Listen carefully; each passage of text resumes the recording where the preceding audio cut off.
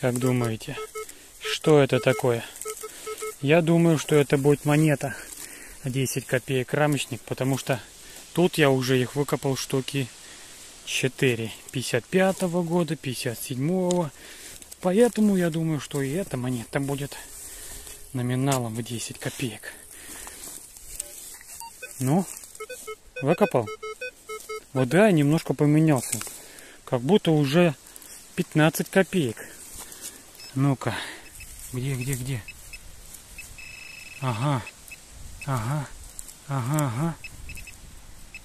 Ну где ты? Это что ли? Прикиньте. Просто кусок пробки.